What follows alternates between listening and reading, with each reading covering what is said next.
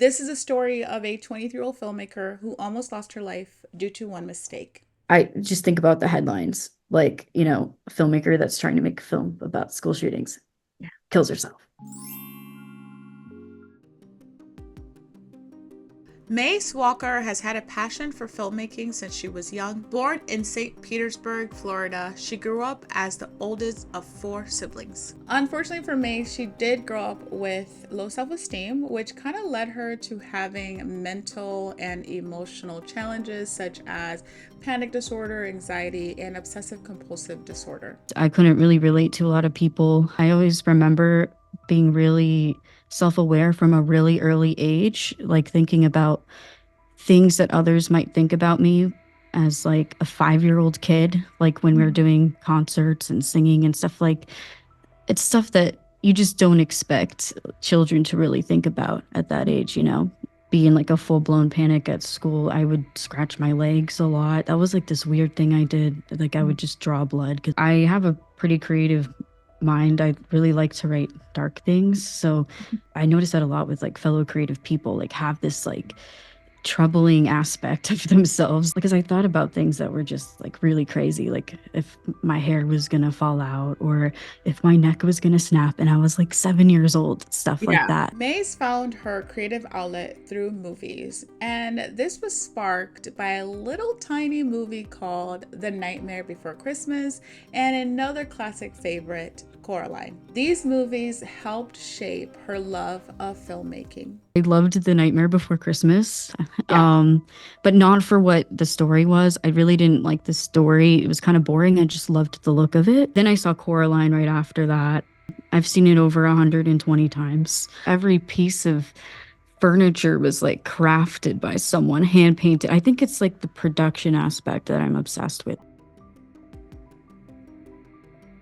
Although her family didn't get the film thing, they were still very supportive of her endeavors. One summer, when Mace was 16 years old, her filmmaking passion began to take shape. With her mom and a scholarship, she was able to attend a summer camp that was catered to student filmmakers. It's called the Sunscreen Film Festival Summer Camp. And our film commissioner here had sponsored it or founded it.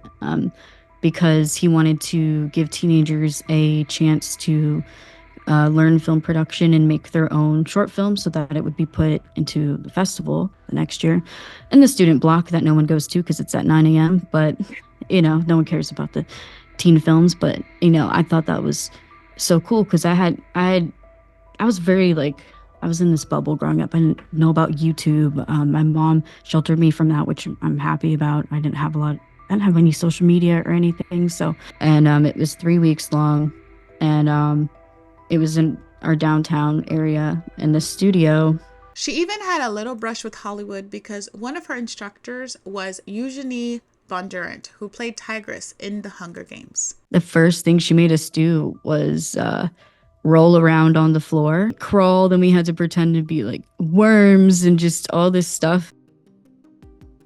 Throughout the class, Mace was able to write, pitch, and present her ideas. One of her concepts was selected for production, which led her to having a connection to be able to submit her work through the Sunscreen Film Festival. Very obsessive with it though. Like it was a summer camp. It was like, this has got to be the best there is. And Yeah. when it didn't turn out that way, I don't know why I was shocked. I mean, I was 16 and I'm at a summer camp making a short film. This isn't going to, the Cannes Film Festival. I was the only one that was genuinely disappointed with myself. And I just didn't get Yeah. why that was. From ages 16 to 20, May set a goal to make the movie.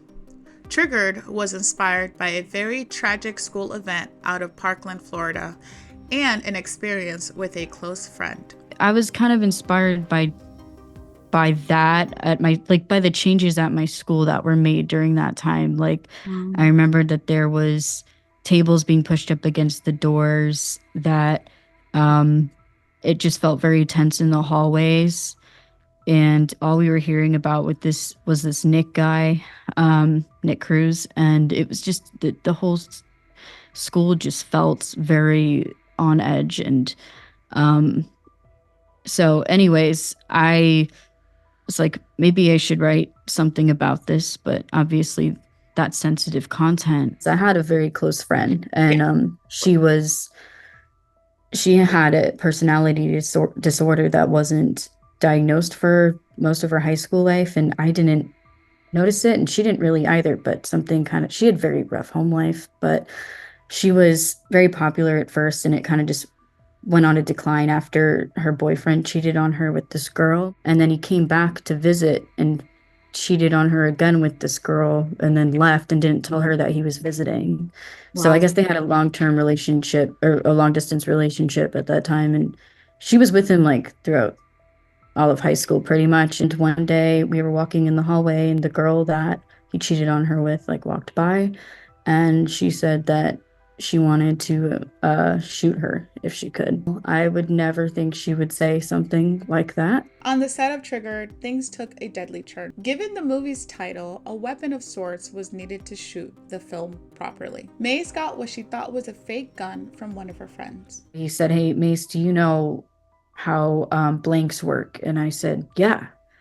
And I thought that they were foam, and I didn't know really what they were, and um, I failed to research that. And he said, okay, because if I give this to you, like, I just want this confirmation that you understand, like, what this is for. And I was like, yeah, I get it. And we had this whole conversation.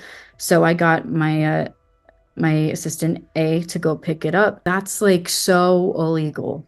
And I really wasn't thinking. So we bring it in, and the scene is actually, I put myself in the film. My friend, who I cast as one of the main characters, she's an excellent actress. She was supposed to shoot me with it. And the scene is she busts into the bathroom and I'm on the toilet, like crouching, um, like hiding from her. And I see her shoes under the stall, and she busts in and holds it to my head and pulls the trigger. Would have probably killed myself that day. And it's like still gives me goosebumps to talk about that, because I just think about the headlines. Like, a filmmaker that's trying to make a film about school shootings kills herself, and a school. Because blanks are very, very dangerous if you're not at like a 30-foot radius from somebody.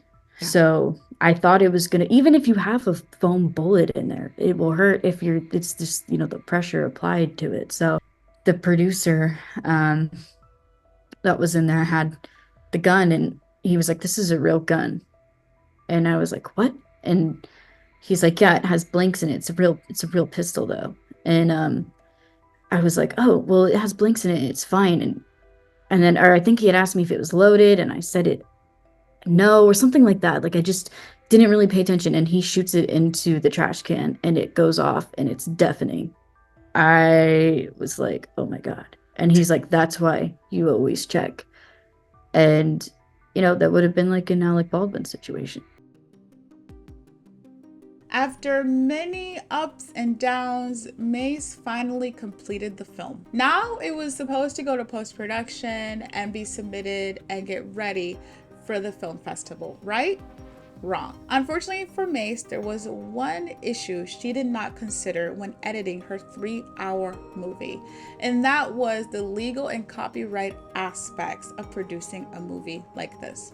Yeah, so, but I didn't know what I was doing because I just jumped into making feature films. And I did that after being a production assistant for 5 or 6 months. Like, I didn't climb up the ladder. I just was like, fuck it. I'm just going to do whatever. I can do this. I think I know everything there is to filmmaking now.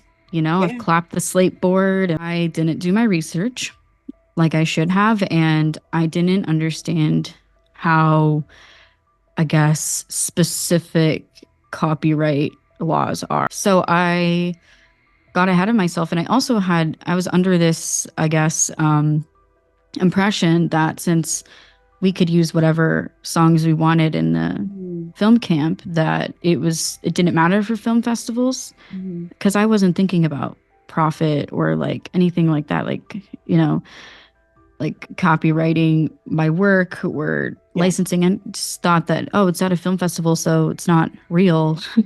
Was just taking music from some independent artists and stuff like that and I genuinely didn't know that I was doing anything wrong. Right. I just loved the music, and so I kind of I edited my scenes to this music, and then I had seen something about copyright infringement and royalties and something probably on like Studio Binder or whatever, IndieWire, I don't know. And I was like, oh, this is like illegal and stealing. Finally, in 2021, Triggered debuted at the Sunscreen Film Festival. 8 on your sides, Marco Villarreal joining us live this morning from the Tampa Theater with more on this film and the director. Very impressive story here. Good morning to you, Marco. Indeed. Good morning, Avery. Now, the film will be shown tonight here to invited guests at the Tampa Theater. And for the director, Mace Walker, this has been a project she's worked on for 3 years since she was a teenager. She hopes it's going to bring some heavy but important topics to light. Mace loved her very first movie since she put so much passion and thought behind it.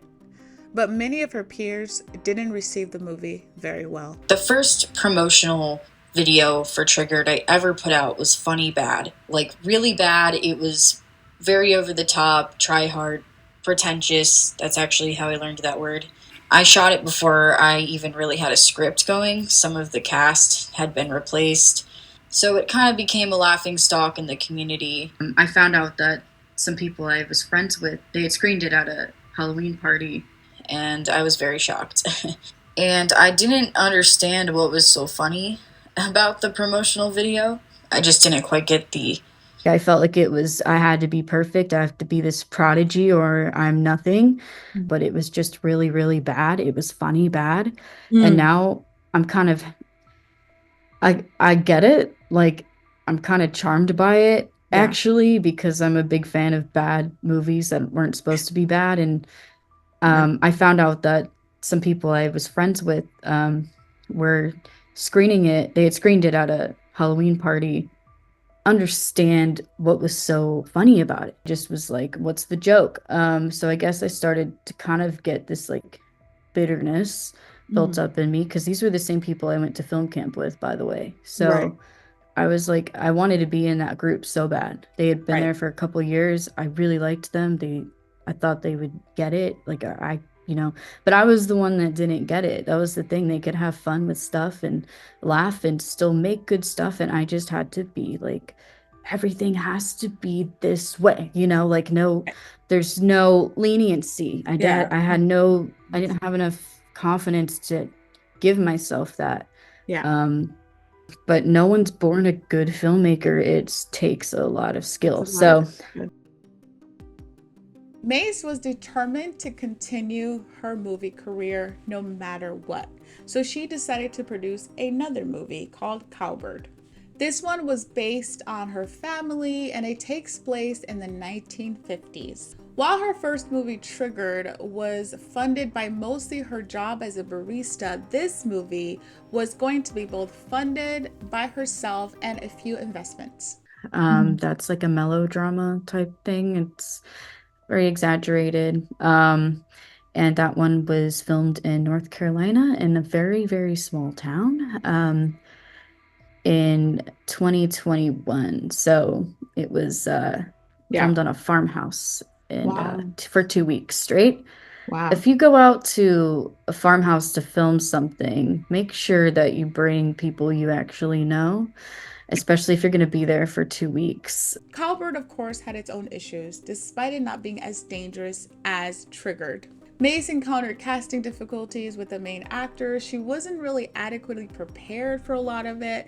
It was better planning than my original film, but because of COVID was still very, out there, and it was... I guess people had to cancel last minute. I had people booked for 8 months. It was about this farm chick. Her name is Harriet. It takes place in the 1950s. And we actually accomplished this. Like, I paid a thrift shop some money to rent stuff. And I had a great props manager. And I have this girl on a farm that has a young kid named Scotty. And they're having a family party for him. And think it's his birthday party. And one day he runs out into the cornfield and her brother runs over him with the tractor. Mace is relatively new to her career, which means that she has a lot of lessons to learn along the way. But these are some of the lessons she's learned so far that she wants people to take away. Research is definitely important. I'd say don't network so much with people who are on the same level as you. Find people who know more about what they're doing, someone that you admire. I think that jealousy is something that gets in the way a lot with people that I've met and myself in the past, where you don't want to support people who are better than you out of envy or intimidation, but no, you want to collaborate with them. It's really a matter of a collaboration over competition, because then you can learn from them and how they got there. These days, Mace works for herself as an editor, creating promotional videos for local businesses in her town. She's still on a journey to create another movie and hopes to find a suitable platform for it at a festival. Too many imaginative people are obsessed with the idealist notion of exceptionalism, and they start to lose sight of what it means to be free in your creative expression. Thank you so much for watching this very first episode of Share Your Story. I hope you really enjoyed it, and thank you so much for Mace for being on this episode. I really appreciate her time and effort that she put into telling her story. If you want to tell your story, please look at the form below in the description box. And if you want to follow Mace and her movie journey and her movie making career, everything about her will be in the links in the description box below. I cannot wait to come back here for another episode of Share Your Story. Thanks for watching.